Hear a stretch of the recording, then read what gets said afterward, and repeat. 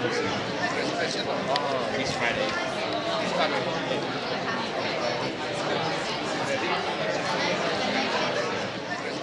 Oh, this Friday. I'd like to start by acknowledging the traditional owners of this land, the Gadigal people of the Eora Nation. I pay respects to elders past and present and emerging. And even though a lot of the culture had been destroyed by colonisation, there were at least 2 written records of Aboriginal cultures that had gender diverse entities in their dream stories. So there is definitely a connection there, and currently a lot of the leaders and activists have an active decolonisation efforts. Decolonisation is critically examining your thinking, your community and your culture to see which parts have been imposed by colonisation and seeing which parts we should rethink and reshape. And for someone from Hong Kong, another British colony, it's definitely something that I can learn from and take a cue from. So there's the connection there that I'd like to acknowledge. Before we start, I just want to say a big thank you to the cast and crew. I'll invite them up after the film. I really didn't think so many people would be enthusiastic about my projects. I was nobody that just wrote a script, so thank you to all of them for making it a reality. And then finally, thank you to all of you for coming, because it is when it gets an audience and connects with an audience that the film really finds its full value to me. Yeah, let's start.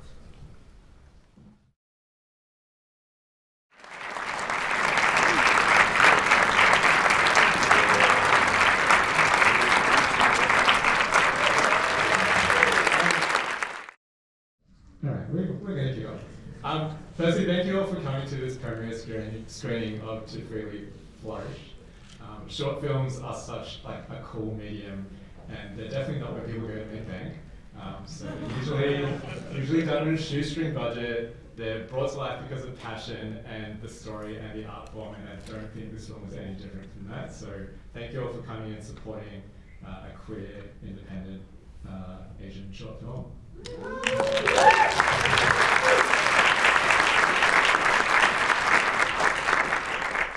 So my name is Jay Ooi, and I'll be facilitating this Q&A session with these 4 incredible people over here. So on the panel we have Victor Wu, who you all know, writer, director, producer. We've got Lee Long who plays our protagonist Peter. We've got Grace Ho, who plays Peter's mum, and Jude Ella on the end, who was the other co-producer, director of photography, other jobs too, I believe, co-editor.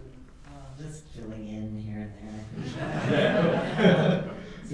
Being Victor's best friend. Yeah, it can be a very lonely exercise, but yeah, when I found Jude, I really felt like I wasn't doing it alone. Found the one. Yeah. And I really felt like someone who wasn't only just professional, like have so much experience, but someone that invested in my project personally. So yeah, without Jude, like it definitely wouldn't have looked like this. I don't know if it would happen at all. So yeah. Now we will have time for questions at the end, so if you do have any, holster them in your back pocket, we'll come to you. We might get kicked off. I'm going to start with you, Victor, because this is your little baby.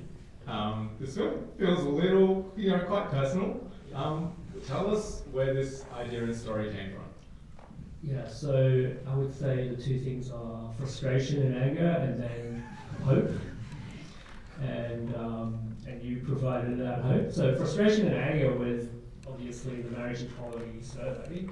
While I understand, of course, none of the activists, none of us people in the ally or queer community asked for the survey, I really felt angry about how I think the most vulnerable people in our community were kind of thrown under the bus to make it happen. Just like in economy, it was trickle down economics. I felt this was trickle down LGBT progress. It was the most privileged people up the top wanting that, or rightly so, they having that extra step of marriage equality. But it was really the most vulnerable people in the community, the queer youth and people in ethnic communities that really paid the price. I would say they were collateral damage. And In what way? What do you mean? yeah, so if you remember, there was the Safe Schools program in New South Wales. It was really when marriage equality campaigning really ramped up. That there was like Safe Schools was actually introduced like Abbott. For people that don't know, it's surprising, right? It was actually introduced by the coalition, and it was when marriage equality ramped up. That was when the attacks from the conservative media really went for it, and that's when it was dismantled. And that's when all the attacks on trans people in school, trans kids at school, really ramped up to the point where Safe Schools was dismantled. And that was also when I started doing some activism in the workplace, when I started the LGBT employee group. So I had a lot of frustration, and that peaked when there was a Dr. Pansy Liu, who claimed to represent Chinese families. That's a flyer that her organisation put out during the marriage equality survey, and she well, the whole campaign exploited ethnic communities, right? They made it seem like this is against our cultural values. But when you dig a little deeper, she's actually evangelical Christian, and all of it came from her evangelical Christian motivation. So that was a real frustrating point for me. And then the hopeful side, I guess during the pandemic, I watched The Family Law, the really brilliant show that Benjamin Law did, and I saw a narrative that just looked within the community. It wasn't dwelling in the tension between his own culture and mainstream. And I saw like the power of storytelling and storytelling from within the diaspora, and that gave me some hope. And then finally it was Jay's podcast, Shoes Off. And in particular, people think it's had nothing to do with the film, but it's the episode on after school tutoring. I still don't understand how it relates. Yeah. So because there's this kind of perception that after school tutoring is something that is so such a heavy thing to put on a child that already at school. But then there was one particular interviewee who said he saw his tutoring as the most important part of his job was not to tutor academically, but was to be his students, the kids' friend, and really build their sense of self up and affirm their sense of self and give them confidence. And I was really moved. Like within the hour, I pretty much wrote that main scene. So that main scene was written first, that with Xiao and Peter. And that was like written in my head an hour within I heard that episode, and everything else was kind of written around it. Yeah. Great. Okay. It's fine. Is that the first time you heard that full? Yeah. Now, Jude, you came on as co-producer. Tell us what drew you to this project. So I got an amazing email from Victor, and he described what his project was about. And I heard queer Chinese, there's a few keywords, and I just think I was in. But I read it and I cried, and then I shot it and I cried, and I watched the edit many times and I cried, and then the grade and I cried. The reason is it's a beautiful piece, and there's a lot of gentle and credible qualities to it, like patience, compassion. Just things I haven't seen on screen, but I'm Eurasian, and I think there was a catharsis, as I'm sure there has been for a lot of people in this room. And for me, being one of the first people to read it and experience that catharsis, coming out and having also it's the first catharsis I've had in terms of a relationship between a son and a mother. That I've experienced on screen in this particular degree, and I had never seen that scene, the one in the car where his mom essentially expresses that she's lived a very similar thing. I have my own relationship to my mother, and I feel that this was my catharsis that I needed, because I probably have lived the other side of what this scene. This is probably the best case scenario of how it could have gone down, but I've lived very much the other side. So Victor's script was a healing process for me and a catharsis, and so yeah, 100% with it. Yeah, we might talk about this scene since you've just touched upon it. I might give it to you, Grace. What, we get this little revelation into your character. Tell us what the scene meant to you. I think that scene was something that Victor and I discussed around the backstory of the mother and what it meant about the mother's preferences and choices.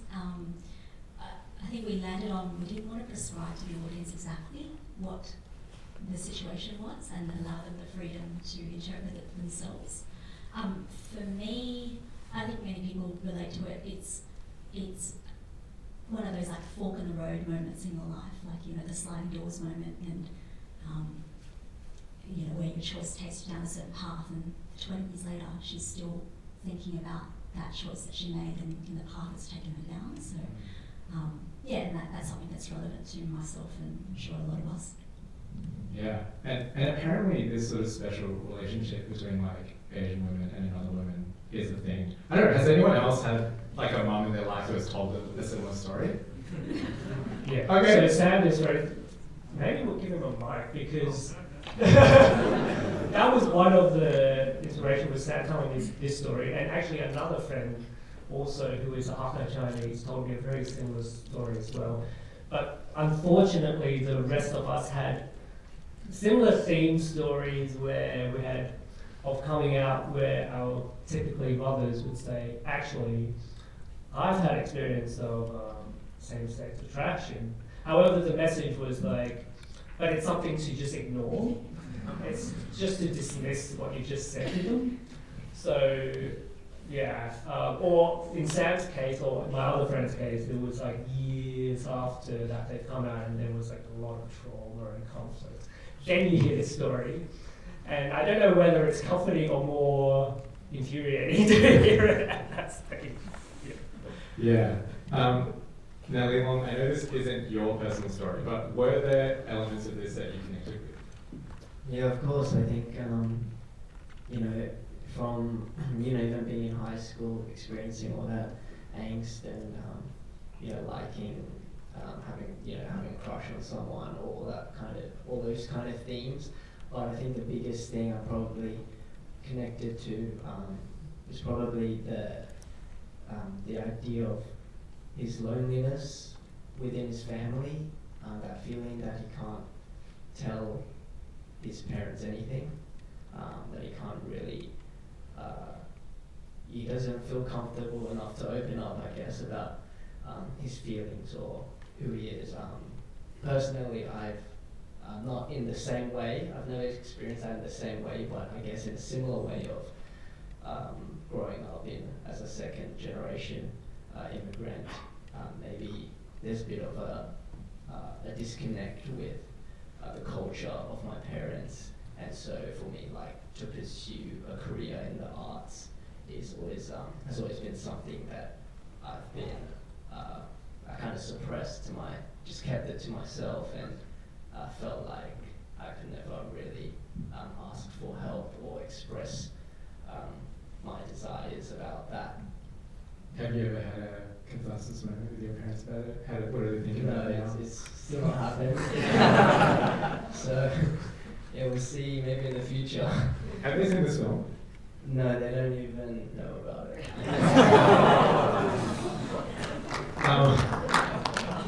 So, yeah, there were a lot of lines in this film that made it seem, like what you're saying, like it made Peter not want to talk to his parents about how he was feeling. It made him feel really unsafe about, I guess, his queerness. They're not specifically like incredibly homophobic lines, but they're subtle enough to send that message. Things like, always thinking about things that has nothing to do with his family, why are these school kids wasting their time on this stuff when they could be studying? Was this something that any of you have experienced in Chinese or Asian communities or with your own relatives?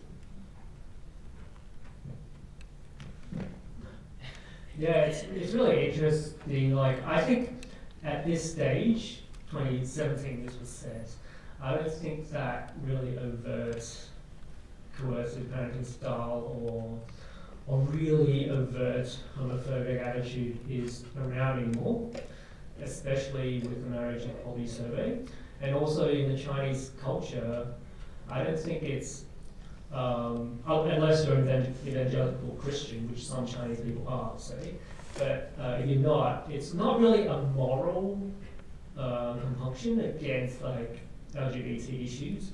And in a lot of ways, such as I experienced, I would say they actually come from a position of compassion sometimes even, just like when she was talking in the car saying, oh, they should spend the money on their health services because they've got so much psychological issues to deal with. Like, it's on one hand compassionate, but so I would say people generally are not homophobic morally.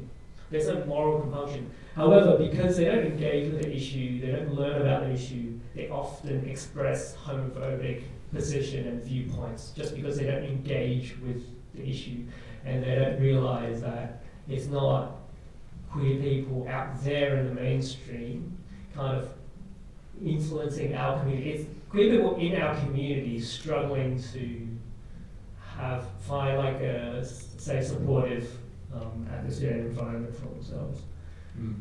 Jude, I feel like you have something. I just feel like I've only lived that. It's only been challenging. And I think, with family was the hardest. But then, the film industry was the most welcoming and the place that I felt the most belonging and the most family. But personally, I've only experienced versions of this film basically. And going through the middle and trying to, comfort yourself on the way through, and then it takes a few years, but then you start to meet people like Victor that show you what the other side of the tunnel is, where you are loved and accepted for who you are. So, I just I guess it's Filipino culture, it's more Catholic. I was raised Catholic, so it was a very long journey. I'm trans for context. So it was a 10-year journey, and it only took that long because I think there was just so much suppression and so much grief and guilt and fear. So it's just I think as a millennial as well, it's a longer journey, whereas Gen Z aren't experiencing it as hardcore because they do have the opportunity to connect with people around the world immediately that are just like them. But when I started feeling this way, there was another 5 years and then another 10 years before I met anyone like me. So, and maybe compressed to the last 3 years that I'm getting to now work on stories. I've always wanted to work on like Victor's. Well, thank you for bringing this slide there. I want to talk about one particular scene, and I don't know if it's the one that you want to talk about, but I'm going to talk about it. There's a dinner scene, and Dad says a really interesting line. He says, "What is love? What has love got to do with anything?" What was the intention behind that line? Firstly, let me just say this is not autobiographical, so don't look at my parents like accept those things. They have it. Yes, general relationship dynamic maybe, but don't look at them like they were the characters. But one of the things which I saw in the media, and also a report from UWS, University of Western Sydney, called Home is Where the Story Begins. It's specifically about the experience and aftermath of the Marriage Equality Survey, is that one of the biggest disconnects for actually a lot of ethnic communities was like that focus on love is love, like when we don't really experience that as a core thing in families and marriages. So that was a big point of disconnect that I saw in media. Actually, a lot of mainstream media did cover this, I will acknowledge, like they did not just. And it was kind of served to really alienate our communities more during that period and kind of set a huge gulf, and a lot of the ethnic communities went harder into their own shells. Actually, I went to an event last year during World Pride called Hafla out in Riverside theatre. It was a Middle Eastern queer storytelling music event, and there was a counsellor there who said that 20 years ago, she started doing what was quite pioneering of culturally sensitive counselling work in the Mennonite Lebanese community. And during that time, there was a spate of queer youth, young queer people that committed suicide. And she really worked with that community, and she got to the point where she was at the church after Mass talking about the mental health issues facing young queer people in their community. And that was 20 years ago. And then actually that very weekend last year that I went to the thing, there was the whole protest in Newtown actually by the Christian Lives Matter movement. And that movement was born during the marriage equality survey. And a lot of the founding people were from the Mennonite Lebanese, the conservative. So that is kind of gave you an idea of the regression that happened in their ethnic communities. Yeah. So the line is kind of trying to say, like, hey, maybe love is like it doesn't communicate. It doesn't speak to the Chinese families. I think not just Chinese, but a lot of the ethnic communities like really struggled with that message. I think turned a lot of the communities off. Yeah. Yeah, gotcha. Now, Grace, your character is equal parts loving as well as like quite domineering. Do you know someone like this in your life? Like, what were you drawing from for this character? Oh my god. Okay, I wasn't prepared for this question. My parents are not here. I think a lot of us who come from migrant backgrounds, especially Asian migrant backgrounds, bits of this is not that unusual in our experience. So I was drawing on that. I did tell Victor, like when I was doing a lot of the voiceovers, I was really worried about what my neighbours thought was happening in my house. He was like, "Oh, you go Max Vicious," and I was like, "Okay, Max Vicious." Yeah, because that was the balcony scene that Grace was talking about. We didn't record enough. We only recorded the subtitled parts that was in the script. But I realised we need that atmosphere. And he's coming out of the house, and also when the door closes again. So I asked Grace to say some extra lines, and she did that at home. I think the hope for all of us is that as with each generation, you kind of dilute the generational trauma, and then hopefully by my kids that they'll be half normal. Jude, question for you on the cinematography. So this film, we wanted to kind of be in the mind of Peter without like having to have that voiceover of exactly what he was thinking. So how did you approach, shooting this and showing this?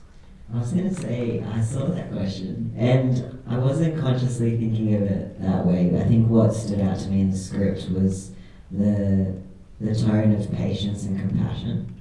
So I think there are some specific shots where you see, it's accidental, I was going to say that, but in the car where it's rigged up to the front, and it's more a Victor thing, that Victor consciously, when it's rigged up to the front of the car, and you see Peter leaning on the glass, and getting to watch it back like this, and it's shaking, right? And I'm thinking, technically that's meant to be technically that's an error, but I watch it and I go, that's really cool. That feels like, and with the music, it's really making you feel anxious as he does. So I think there are beautiful accidents which are just common to every film. But then the conscious stuff was, the patience, knowing that there had to be a lot of calm and a length to each shot, that it would just stay in each shot. And then the other conscious stuff was around the piano. I really love that scene where the camera's gliding. We discussed it, the gliding camera, but then it really paid off in the edit. Yeah, I will just add that Jude makes it sound like it's kind of, he didn't do much, but actually I would say that his cinematography, it's very instinctive. What I noticed is that he works very instinctively with what the actors, the set, the lighting, and he that doesn't necessarily do it consciously, I don't think. And I would say the camera work is almost another performance in itself, in the way that he feels the scene. It really brings out the nuances of the performance and the script. So I would see Jude Cinematography as like another leading performance in the film. Question for you, Liam. There's a lot of angsty brooding teenager in this film. What were you thinking about in those like silent moments to communicate what you were trying to communicate?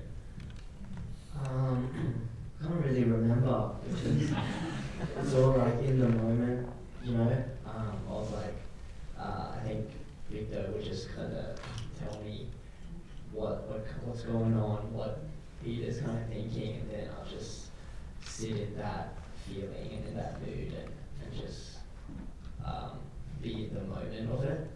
But I guess for some of those silent scenes, like one of them I had to look really kind of depressed. So I guess had thought of depressing things and let that kind of affect me. But for the most part it was just reacting to what was happening around me. Yeah, so the bedroom scene where he's in his bedroom, we didn't do a rehearsal on that whole silent bit at the start. We just didn't have time. It was just right where we shot. I just reminded him the whole sequence of that, like probably 2-minute sequence. Reminded him the sequence, and he just does it in one take. I would say like Lee Long, like very much. Well, I chose him because his screen presence is kind of off the charts. And everything he does just has a believability and truthfulness to it. Even if it's not exactly what I want, it's still truthful and believable. We might have to modulate it a little bit, but it's all there already usually. And he does work just like Jude, work very instinctively to the moment and the character and sitting in the moment. Now let's talk about this metaphor of the piano. Firstly, Lee Long, do you actually play piano? Because it's very convincing. I know you didn't actually in the hands. Not at a high level. Okay, but enough to get into it. Yeah, I guess to understand some chords and I used to play piano and then I stopped and I forgot everything and then now I can just play some chords. Yeah. Now, for the musical not nerds here, can you, Victor, or anyone else, explain what the difference is between Chopin and Debussy versus Bach? What does this metaphor mean? Why these composers? Firstly, I'm not dissing Bach. I really love Bach, the unaccompanied Bach on the string, like violin and cello. The beautiful work, they're intimate. It gives you as much scope as you want to feel intimate with the music and your instrument. I always say Bach unaccompanied is the most intimate you can be with your string instruments. So let's say that. But the way that our AMED music examination program is set out is like list A studies, and usually it is Bach, and it is about Brian is just laughing. It's all about playing to how you're supposed to play. So it's very strict. It's about showing off that you can do the technique, that you're supposed to do this specific style you're supposed to. But I would disagree that's how you're supposed to play it. It's just the way that the AMEB uses list A and uses composers like Bach, who is very regimented. It can be very regimented, depending on the teacher. And then moving to Debussy and Chopin, that was a period when it was about expressionism. Debussy is an impressionist composer, and it's inspired by impressionist paintings, which is all about inner mood. It's not about grand subjects.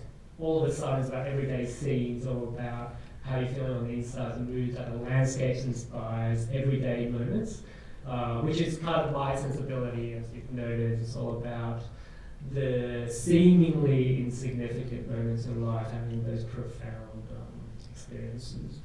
And also, it's more scope for expression. And often I'm thinking back when I was a teenager, like Chopin, Like those were the music. They're very emotive and like gives you a lot of scope to like put your teenage emotions and angst into. I wouldn't say he's my like favorite composer now, but it's definitely one of those kind of teenage years type expressiveness. Or, yeah. Jude, did you have something to add? No. I'm not a musician like Victor. I'm learning. Okay, no. But it made sense in this story because. Oh, yes, as in how it ties into. Thanks for that. I think in a lot of ways, music, especially classical music making or learning, speaks to growing up in Chinese, a lot of East Asian families, but also somewhat for the career experience. I already mentioned before how, because it's not the moral thing that often created as an issue in the community, just like music, there's no morality to it, but often it's all about how do we make the best musician out of you. Just like in Chinese families, it's that discussion of we just want what's best for you. This is not about morals, it's about your success, your health, the future. And often I think that is actually harder for us rather than an overtly homophobic parents, because we can just dismiss that as like them being old-fashioned or whatever. But when the discussion, That's the measurement of the bark. You have to do this. Yeah, so there's a bit of metaphor in that. Music, there's no moral to it, but it's like, this is to make the best musician out of you.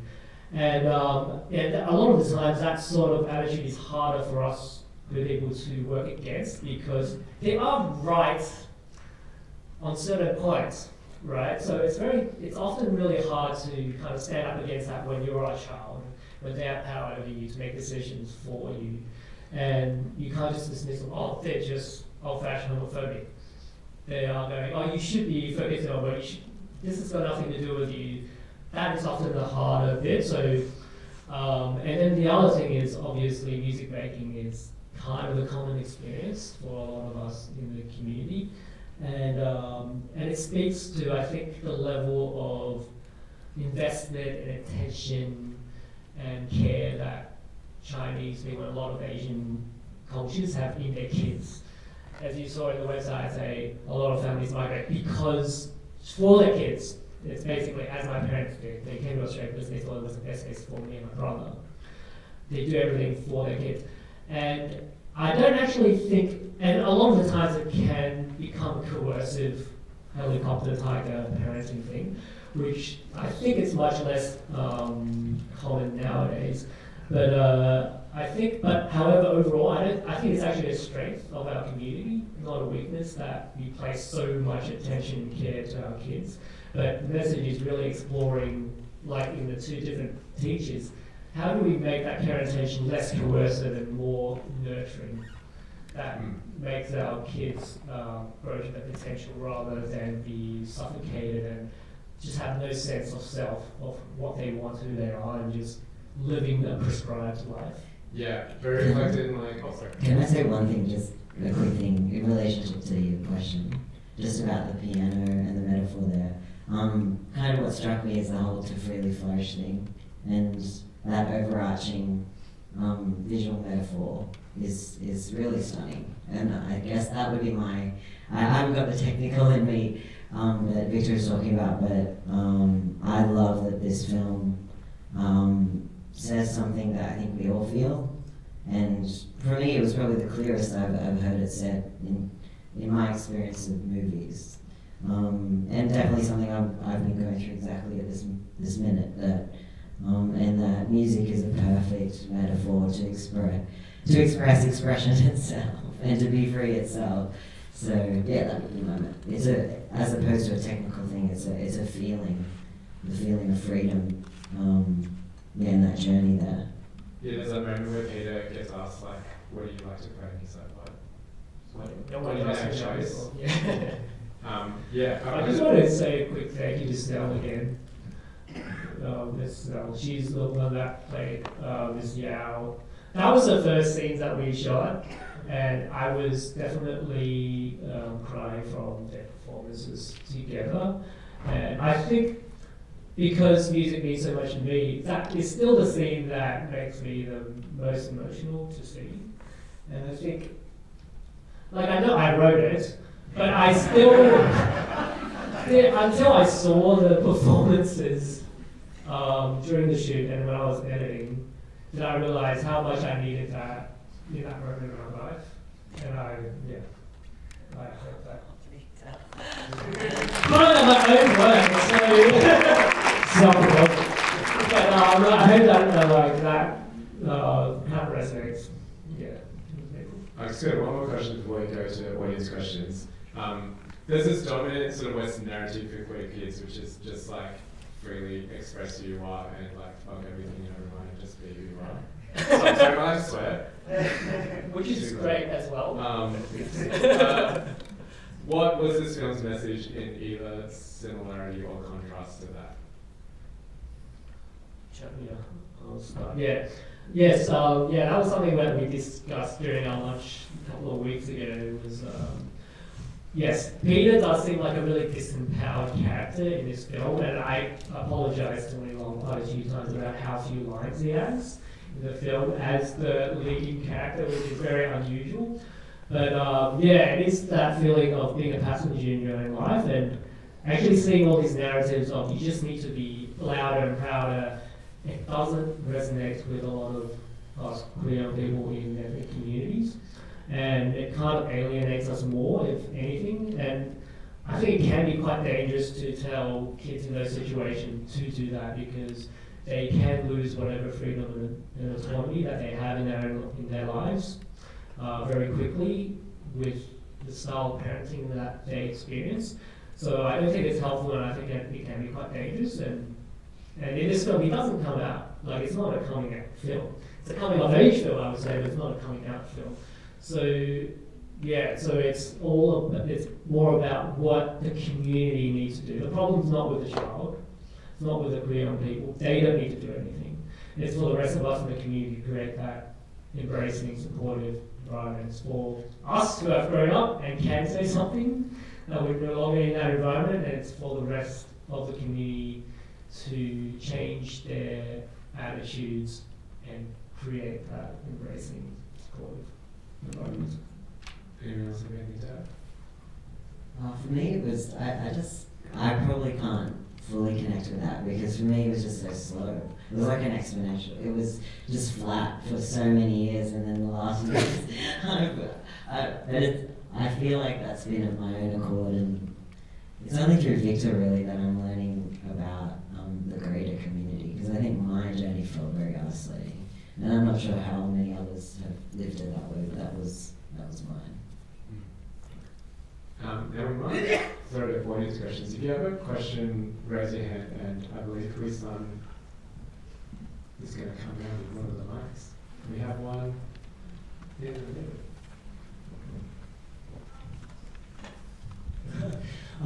Thank you for bringing this to the world, all of you. Really just mind-blowing. I just want to say that one of the key moments for me, being an educator myself, was, and it goes with what you said about it's up to the adults to provide those opportunities. The opening of the drawer and the rainbow lanyard being in there, and that is just so important and so key. I just wondered whether that was from previous experience or what sparked that for you, because that really touched, as having worked with international students and things, we would deliberately hang a rainbow flag in the corner of our office just so that they know they could talk to us if they wanted to. I wondered what sparked kind of that action. Yeah, so that speaks to like the power of just little ways of visibility, of everyday visibility. And I guess a lot of us who have the experience of having, you don't come out once, you come out all the time. And you have to pick the environments and the moments that it's safe or it's valuable or meaningful for you to come out. Like, you don't come out when you're just going and buying a coffee, But for example, when you're like international students going into a new learning environment, or when you're interviewing in a new job, you don't want to ask that question explicitly because you don't know whether that will ruin your chances. You know, are they one of these people that are going to harp on about this stuff? Are they going to focus on work? That's like kind of fourth mind. So these little kind of signals, visibility, is the way that queer people, especially in a vulnerable position, know that they're safe to be themselves. And So did you do that deliberately? yeah, so so there's these questions about actually Sel, when we were working in one of our rehearsals, she was very I really love the way that Sel prepares for her role. And there was such a big backstory about because she would have known Professor Yu, right? And a lot of this I'm going to say is what Sel told me.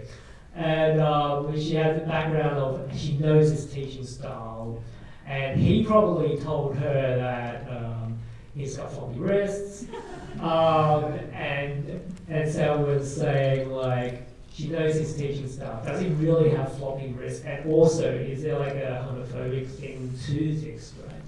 I don't think we really settled on. A lot of these were like open questions I didn't have specific answers for. In my mind, I just felt he was just a very prescriptive teacher, very strict.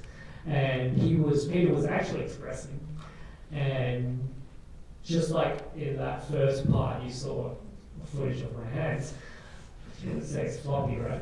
I would just say Peter was expressing, and then Professor Lee was just like kind of stamping that out. And then I think, so there would have been a little bit of, but for Ms. Yao as a queer person, she would have been curious about whether what was Peter's situation, and also her other kids that learned from her, because a lot of them would have been from Asian families. Because that's what I do. I know sometimes I might be projecting, but I look at kids in families, or if they look like depressed or whatever, and they might not have the typical gender presentation, I would feel, is there an issue around the kids feeling unsafe in their family concerning their gender or sexuality? That's just what my mind jumps to as well. So I'm always like front of mind, very conscious about, like the visibility thing, where I can think that will make a difference. So for the character of Miss Yao, it was like a deliberate thing. She's like, I'm gonna put this just so. I don't know. That is not that wasn't something I decided. Okay. But it was more a storytelling thing where I wanted to introduce that in that first lesson scene. Yeah. Gotcha. Thank you. Any other questions?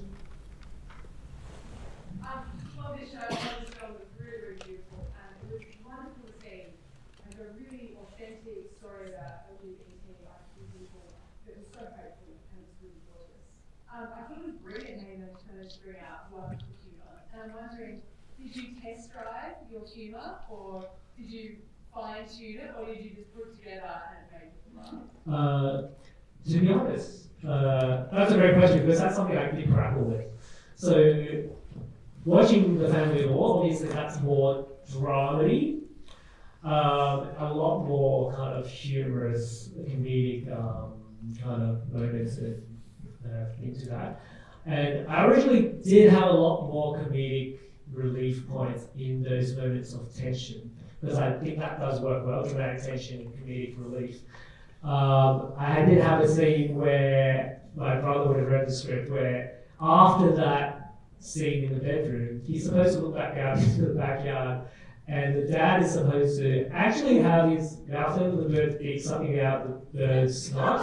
Because that's what people do for their cockfighting cops. They would be sucking out the snot out of their, not their songbirds, but fighting cops.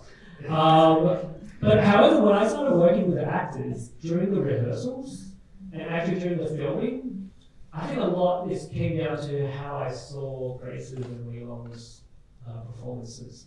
it just had so much kind of gravitas and poignancy that I felt that a more somber tone was better served, to stay in that more somber tone. Yeah, a lot of it was because of during the rehearsal and how I saw the scenes came out, that I just decided those moments shouldn't have those comedic turns, because I feel like the audience need to sit in that moment rather than brought out by a comedic moment too quickly. Yeah, that's completely just because of your performances. Yeah, and I would say, like, I already talked about Leon, but Grace, a lot of those moments I did not even imagine in my head, like the goodbye scene with this Yao. I put so much of those little shots on Grace because there's always more than one emotion in her face, and it's always subtle. And it was so difficult to capture in like promos and stills, because it's just in the little movements of her face, how she plays out. They're not big expressions, it's just these micro expressions, these micro movements. And it was just, and also the last lesson scene, her face as she listens to Peter play, and also listening to a conversation between Miss Yao and her partner. Just those expressions, I just decided to go with that tone, that where the audience is really drawn into their performance in their face. And those long shots on me long in the car, I did not, like, I always wanted those long close-ups, but I didn't imagine that it would be like more than a minute of close-up on me long, on that shot, yeah. I think we're at time. Yeah. We're going to take it up. Yes. So we need to wrap up. Thank you all for coming.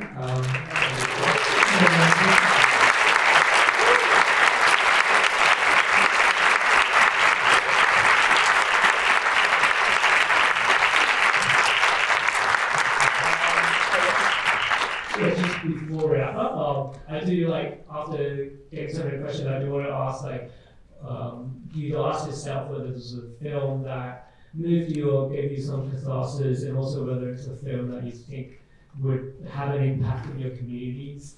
And if it is, please do share this on social media. We didn't manage to get any reviews of people from media to come, so we are going to rely on the power of social media. Please share and please comment on the posts that I made. So we have some audience reactions, and when you're going out, please join the mailing list so you know when there's future screenings you can recommend. And the other thing is, please recommend this for community or workplace screenings. From my experience of doing my work at Dolby, actually Lana here is the person that took over the torch for me at Dolby. And it is a place where you can engage with employees or with your workmates that don't normally engage with the topic, and I found it was really true. There's a lot of misconception about what safe schools was. There's this misconception that's all about forcing kids to come away. Completely the opposite. All the advice from these organizations is like, you should never, you should have an environment where kids aren't assuming sexuality, assuming gender identities. It's all about giving kids that safety to express who they are when they're ready. So a lot of people really don't engage with the material, and if you have the same cultural background as your workmates, that is a really great bridge for people to start engaging with the topic. So yeah, please do contact me, DM me if you want to organise community and workplace screenings. Thanks.